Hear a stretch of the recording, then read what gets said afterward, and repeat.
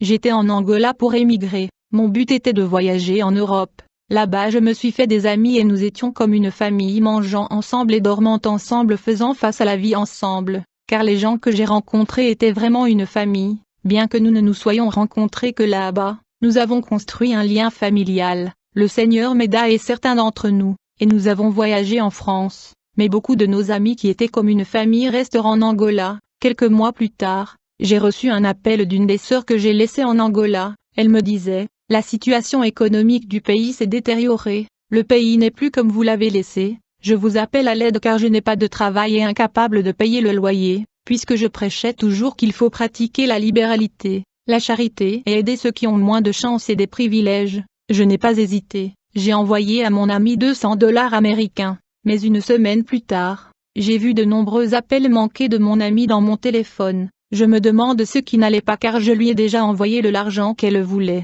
Quand je l'ai appelée, elle m'a dit: notre amie qui a voyagé avec vous en France m'a dit qu'elle vous avait donné $100 que vous étiez censé m'envoyer. Grâce à l'argent que vous m'avez donné, je vends des trucs pour survivre ici, mais j'ai besoin de ces $100 que notre amie vous ait donné pour que je puisse payer le loyer. Je lui ai répondu: notre amie ne m'a pas dit de vous envoyer $100. Ce que je sais, c'est que je lui dois $100, mais je vous enverrai ce que je lui dois si elle me confirme que je dois t'envoyer. Et quand je parlais à mon amie en France, elle me dit: j'avais l'intention de te le dire mais j'ai oublié, s'il te plaît envoie-lui l'argent car la situation en Angola est devenue mauvaise. J'appelle à notre amie en Angola et lui a dit que je lui enverrai l'argent plus tard à la fin du mois.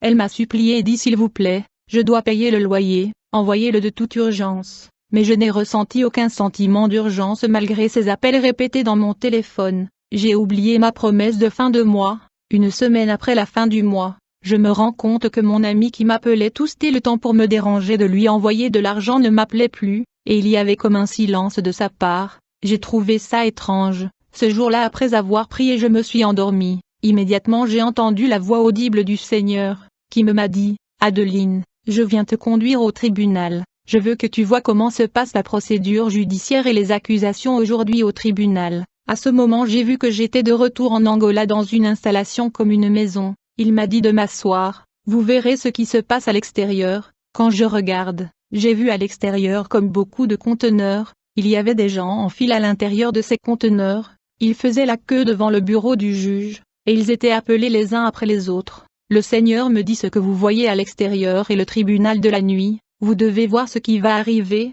Les gens que vous voyez dans la file d'attente sont venus accuser les gens au tribunal. Ils sont venus porter plainte et lancer des procédures judiciaires contre les gens. Vous devez entendre comment ils accusent les gens et entendre ce qu'ils disent. J'ai vu une femme dans la file d'attente étant appelée à venir porter plainte. On l'a demandé: qui voulez-vous accuser? Elle a répondu: je suis venue porter plainte et accuser mon fils. Vous êtes venu intenter une action en justice contre votre fils, mais qu'a-t-il fait? Ont-ils demandé. La dame a répondu: je suis venue accuser mon fils parce que c'est moi qui l'ai élevé et souffert pour lui. Quand il grandissait, il était tout le temps malade et j'ai enduré beaucoup.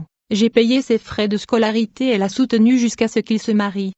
Aujourd'hui il dit qu'il a découvert que je suis une sorcière et qu'il ne me donnera plus son argent. Le juge lui demande: est-il vraiment ton fils que tu as mis au monde? Comment ton fils que tu portas dans l'utérus ait souffert pour peu décider de ne jamais donner son argent? Bien maintenant, comment pouvons-nous le sanctionner? Que voulez-vous que nous fassions? Dit la dame. Je veux qu'il soit viré de ce travail. Je veux qu'il manque d'argent pour le loyer. Je veux qu'il soit incapable de payer les frais de scolarité de ses enfants. Je veux qu'il atteigne un niveau où il lui manquerait même des vêtements à porter. Le juge a dit: d'accord, votre demande a été accordée, votre fils perdra son emploi, il lui manquera même des vêtements à porter. J'étais stupéfait de voir une mère peut aller jusqu'à ce niveau, souhaitant que son fils manque d'argent pour payer les frais de scolarité de ses petits-enfants. Le sorcier suivant a été appelé par le juge, qui lui a demandé: contre qui voulez-vous porter plainte?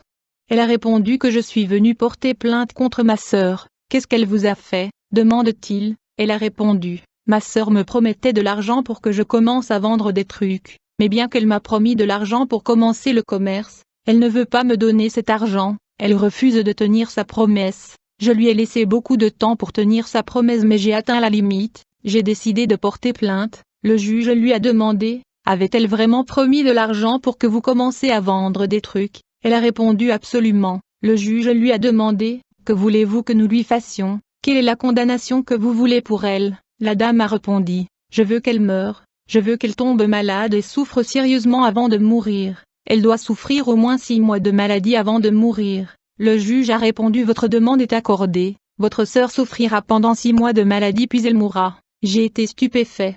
J'ai dit: vraiment, cette femme veut la mort de sa propre sœur simplement parce qu'elle prend le temps de lui donner l'argent qu'elle lui a promis. Je me demandais quel genre de tribunal où les gens accusent même le membre de leur famille et exigent des maux, des malheurs et des calamités sur leurs proches. Puis le juge a dit le suivant: j'ai vu un enfant qui était dans la file d'attente s'avancer, j'ai vu que dans cette file d'attente, plus les gens partaient, plus les sorcières se joignaient. Le juge demande à l'enfant: contre qui voulez-vous porter plainte?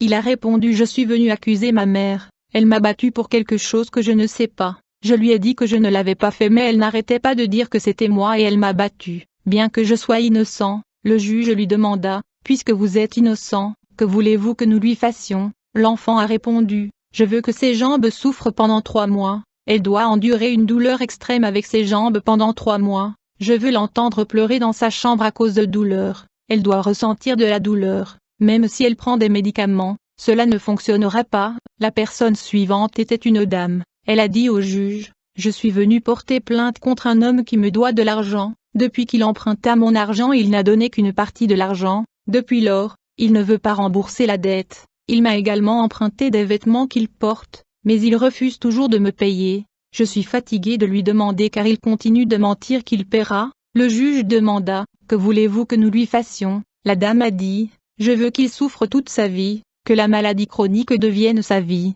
Le médecin ne doit pas être en mesure de diagnostiquer cette maladie pour que cette maladie devienne sa vie. Il doit souffrir toute sa vie, à cause de la maladie. Je veux qu'il perde tout le poids, pour qu'il comprenne qu'il doit rembourser la dette quand il a emprunté. Le juge a répondu: votre demande est accordée, vous verrez de vos yeux comment il souffrira dans sa vie. J'ai dit: quel genre de tribunal est ceci? Comment les gens peuvent-ils aller aussi loin? À ma grande surprise, la prochaine personne qui s'est avancée vers le juge était mon ami d'Angola à qui j'ai envoyé $200, que j'étais censé envoyer $100 de plus. J'ai dit: mais que fait cette femme ici? A-t-elle un problème avec quelqu'un? Je veux écouter ce qu'elle va dire. Le juge lui demanda: vous voulez porter plainte contre qui? Elle a dit: je suis ici pour porter plainte contre Adeline. J'ai dit: quoi? Qu'est-ce que je lui ai fait? Mon ami a dit au juge: mon ami en France a donné à Adeline $100 pour m'envoyer, elle a promis qu'elle m'enverrait cet argent à la fin du mois. Pourtant le mois est passé, et jusqu'à aujourd'hui je n'ai pas reçu l'argent. Je l'appelle plusieurs fois à la fin du mois mais elle a décidé de m'ignorer. Une semaine après la fin du mois j'étais toujours patiente en attendant son appel mais elle ne tient pas ses mots. C'est pourquoi je suis venue porter plainte contre elle. Immédiatement je me suis levée et j'ai sauté par la fenêtre vers mon ami d'Angola qui m'accusait. Je l'ai appelé par son nom et j'ai dit: vraiment vous êtes venu m'accuser devant ce tribunal à cause d'une $100. Quand elle m'a vu, elle était paniquée et reculait, disant au juge que c'était la personne que je suis venu accuser. Comment elle est venue ici? Elle ne devrait pas être ici. Je lui ai dit: pourquoi n'as-tu pas mentionné que je t'ai donné $200? Elle a répondu que c'est une autre affaire. Le fait est qu'ils t'ont donné $100 à me donner mais vous refusez de me le donner. Cela signifie que mon accusation est fondée, puisque je pense que j'ai raison. Je suis venu porter plainte. La femme était surprise de voir comment j'étais ici, et elle reculait en dispersant les gens qui étaient dans la file d'attente. J'ai poursuivi la femme dans la rue d'Angola, elle n'arrêtait pas de dire: comment es-tu venue ici? Puis je me suis réveillée pendant que je courais après elle. J'ai dit: quel genre de monde est ceci? Les gens accusent les gens la nuit au tribunal, et ils condamnent la vie des gens. J'ai remarqué que la majorité de la cause pour laquelle les gens ont été accusés et condamnés était la promesse que les gens ne tiennent pas et la dette que les gens ne paient pas. Évitons d'emprunter, nous ne connaissons pas l'identité spirituelle des personnes qui nous prêtent de l'argent. Au cas où vous emprunteriez, assurez-vous de respecter le délai. Deuxièmement, évitez de faire des promesses. J'ai vu que ces sorcières avaient une justification lorsqu'elles accusaient les gens. Elles savaient quand les gens enfreignaient la loi et se précipitaient pour les accuser. Beaucoup de maladies et de difficultés que les gens éprouvent est le résultat du non-respect de la promesse et de la dette qu'ils ont contractée. Les gens sont accusés dans le monde des esprits et font face à des condamnations devant un tribunal lorsqu'ils dorment. Ces sorcières prêtent de l'argent aux gens comme un piège pour les accuser et les condamner. Frère, quand vous empruntes, s'il te plaît rembourse. J'ai vu une sœur accuser sa propre sœur. J'ai vu un frère accuser son propre frère. J'ai vu les mères accuser leurs fils. J'ai vu les fils accuser leur propre mère au tribunal et condamner leur bien-aimé. La Bible dit que les gens de ta maison seront ton ennemi. Frère, ne promets pas aux gens si vous ne garderez pas la parole. J'ai vu une sœur demander la mort de sa propre sœur, juste parce que cette dernière ne tient pas la promesse de lui donner de l'argent. La Bible dit que la malédiction sans cause est sans effet, mais ce que j'ai vu était que ces malédictions étaient fondées. Ces accusations avaient un fondement parce que les gens ont enfreint la loi en ne tenant pas leurs promesses et en ne remboursant pas la dette. Bien-aimés, si vous découvrez que votre mère ou votre père sont des sorciers et qu'ils vous combattent dans le monde des esprits, la solution n'est pas de leur refuser de l'argent quand ils demandent, à moins que le Seigneur ne vous le dise. Déclarez simplement des mots avant de les donner. Il y a des gens qui veulent que vous leur fassiez une promesse et qui espèrent que vous ne tiendrez pas votre promesse afin qu'ils le fassent accuser.